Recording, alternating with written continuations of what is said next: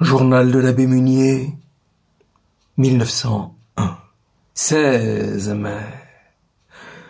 J'aime les beaux salons à boiseries dorées, à glace, à lustre. J'aime les salles à manger parées de fleurs et de femmes. La mondanité est, chez moi, incorrigible. 7 juillet. Le Sar Péladan sort de chez moi. Il veut faire un seul évangile des 4. Nous ne valons que par nos tristesses, m'a-t-il dit. Elles seules sont conscientes. 18 juillet. Revu le général Gallifet. Étonnant, merveilleux de verve, d'entrain anecdotique. L'ancien ministre de la guerre. Il a fait tuer 70 communards. Et la légende imbécile lui en met 30 000 sur la conscience. Il a empêché Rochefort d'être lapidé par la foule de Saint-Germain à Versailles. Thiers lui offrit en 1871 de remplacer Vinet, ce qu'il refusa. Gambetta était un brave homme, parce qu'il refusa un jour un chèque considérable. Gallifet admire le rôle de Gambetta dans la défense nationale. Le général a été élevé au petit séminaire sous M. Dupanloup, qui était un mauvais coucheur qui manquait de charme. Il m'a raconté à quelle occasion il s'est brouillé avec le supérieur Dupanloup. Il s'agissait de se confesser souvent. Le jeune Gallifet, très innocent, alors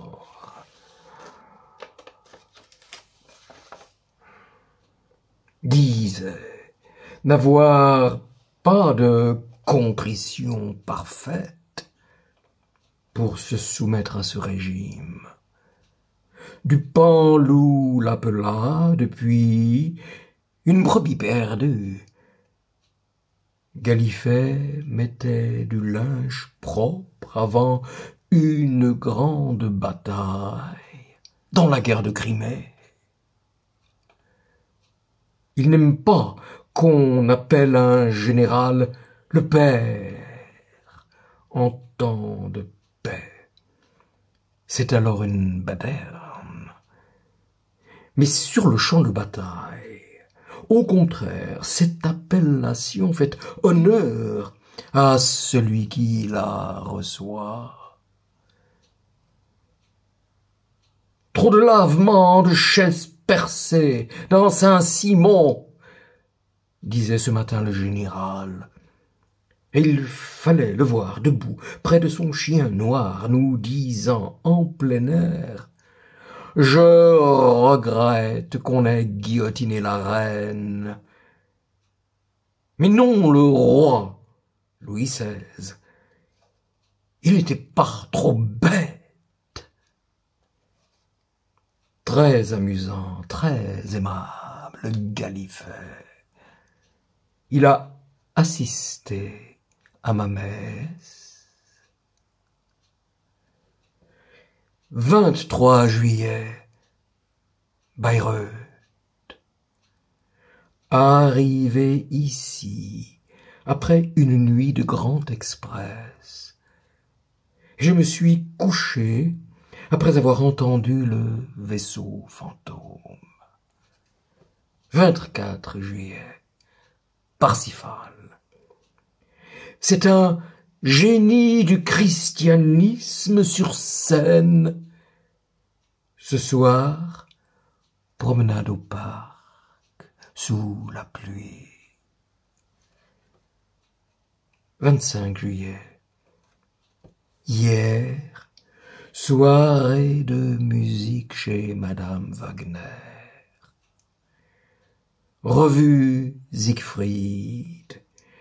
2 de ses sœurs, la comtesse Wolkenstein, Monsieur de Wolzogen.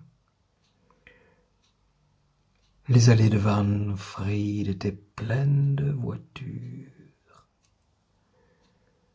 Beaucoup de livres dans le grand salon, des tableaux au mur, recouverts, la table du maître.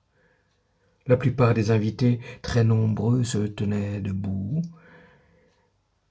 Des rafraîchissements circulaient. Je n'ai pas vu d'autre soutane que la mienne. 26 juillet.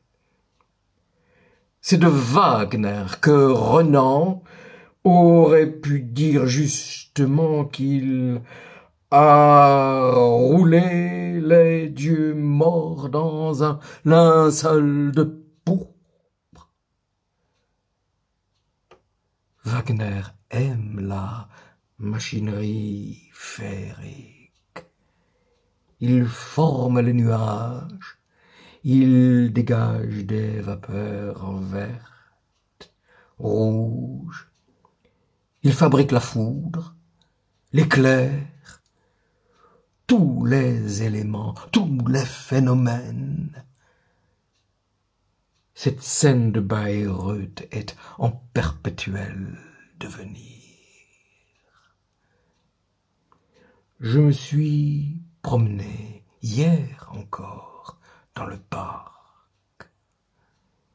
J'y ai rencontré des étrangers, des Français, et nous avons en quelques minutes évoqué sous ces ombrages Voltaire, Notre-Dame de Bayreuth, la Clairon, Chateaubriand. Quant à celle que Voltaire appelait Notre-Dame de Bayreuth, je déjeunais chez elle tout à l'heure. La margrave réside maintenant à Wahnfried. Je sors de Wahnfried. J'étais à la droite de la fille de Liszt et de Daniel Stern, aux cheveux gris, des œillets sur la table, de bons vins blancs dans les verres. Madame Wagner m'a dit qu'elle écrivait à l'empereur pour que Parsifal ne soit pas joué en tout lieu, contrairement à ce que le Parlement, grâce aux socialistes, a voté. Elle ne trouve pas l'histoire de ma vie de George Sand distinguée. Elle n'aime pas les confessions de Jean-Jacques.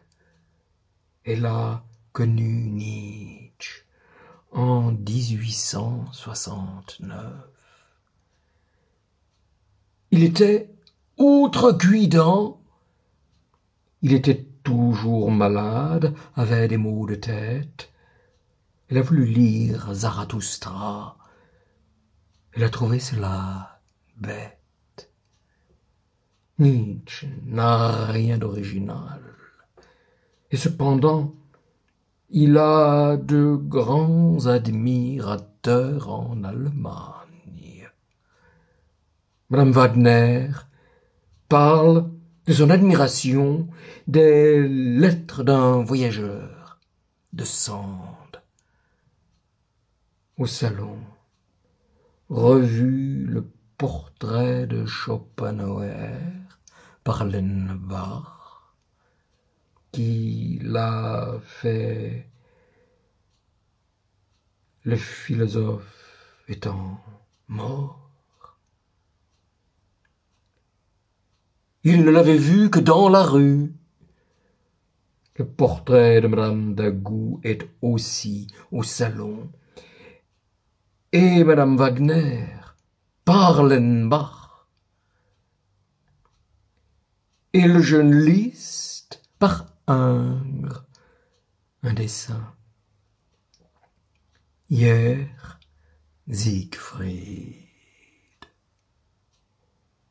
20 août.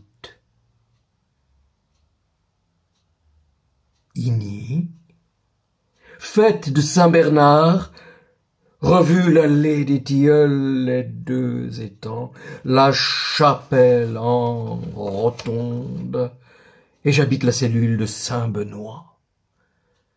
Avec le roman En route de Huysmans, que j'ai acheté à Nancy, il m'est facile de le suivre, pas à pas, au fil de ses tentations charnelles, de ses scrupules, de ses doutes. Ce sont les confessions d'un Augustin réaliste. Mais à Milan, a-t-on plus souffert? S'est-on plus débattu qu'à Igny? 21 août, Igny. Elle a bien sa poésie, cette toute petite trappe que j'ai découverte il y a des années déjà. Très exacte, minutieusement exacte. La description d'Igny, de la chapelle, des étangs, des allées, etc. Dans la seconde partie d'En route. 25 août, Paris. Fini. Ma vie errante et libre. Je suis rentré hier soir au gîte.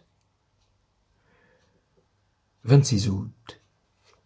Vu le cardinal Richard chez lui, il m'a parlé de la haine que nos gouvernements ont contre la religion. Ah, le saint homme. La pensée ne le dévore pas. 28 août.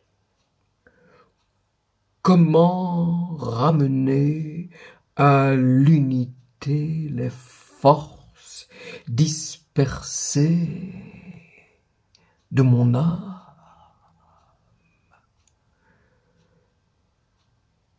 Elle est dans un perpétuel courant d'air. 30 août. Les bénédictins s'en allant de Ligugé, Huysmans va rentrer à Paris. Il aura juste eu le temps de prendre des notes pour l'oblat. Je suis heureux de le revoir ici, bien que je regrette les si délicieuses lettres qu'il m'écrivait de là-bas. À quoi se résume actuellement la vie de l'Église en France?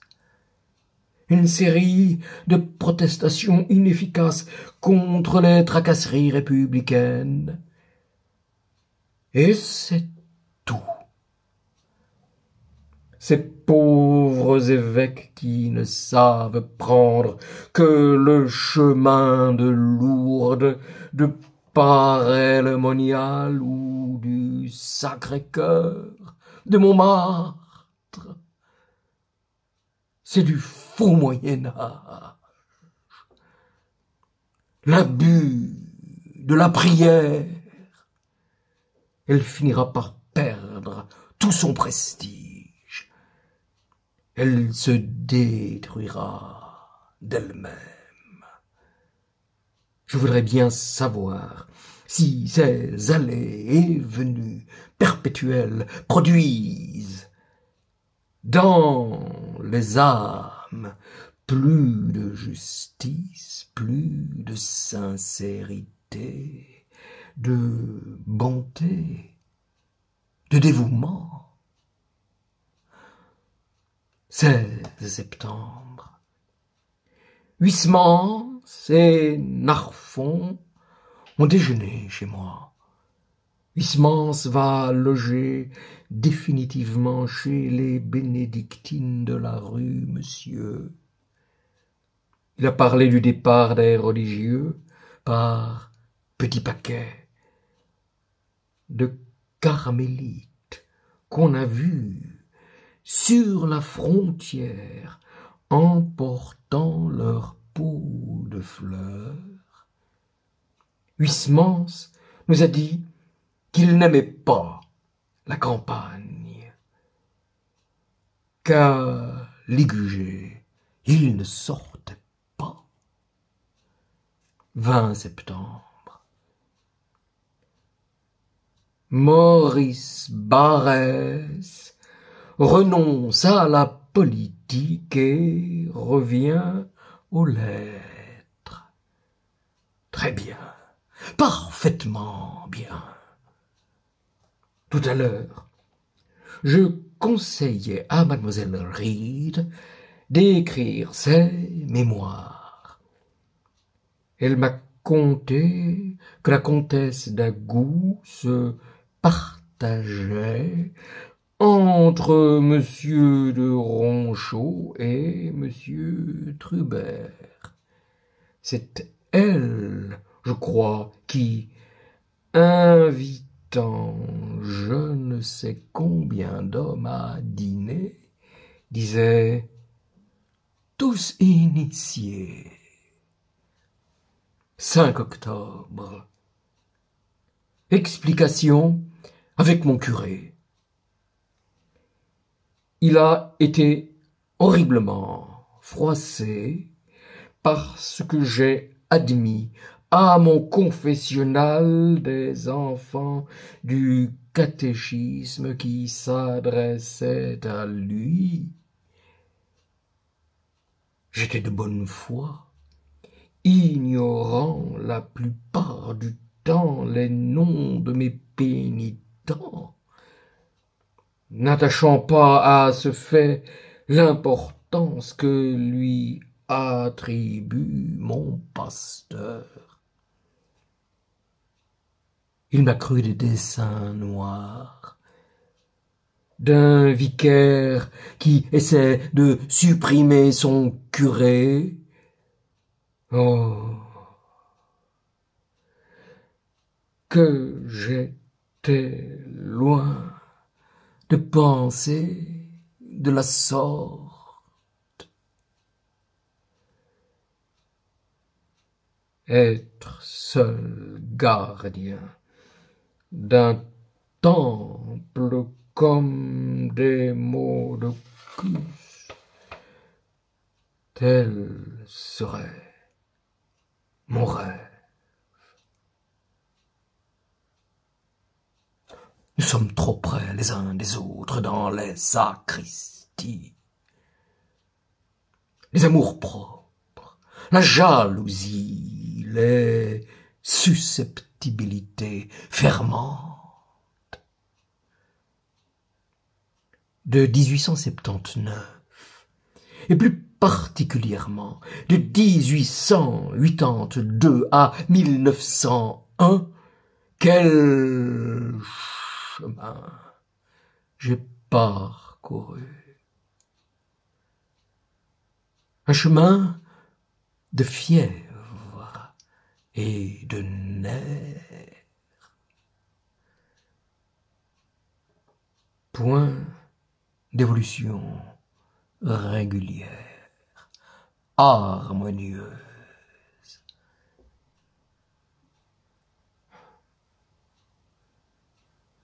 Je suis plutôt coupé comme un verre, et les anneaux ne parviennent pas à se rejoindre.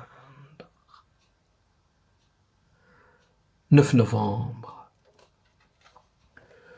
Trouvé ce soir, Huysmans, rue Monsieur. Dans sa nouvelle installation, non encore terminée. Il était assis près d'un poêle très chaud et lisait Les Misérables, en s'étonnant une fois de plus que ce livre, qui renferme de si belles pages mystiques, ait été mis à l'index.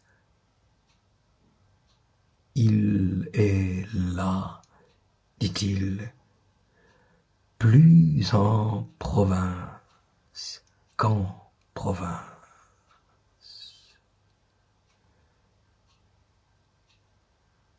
18 décembre.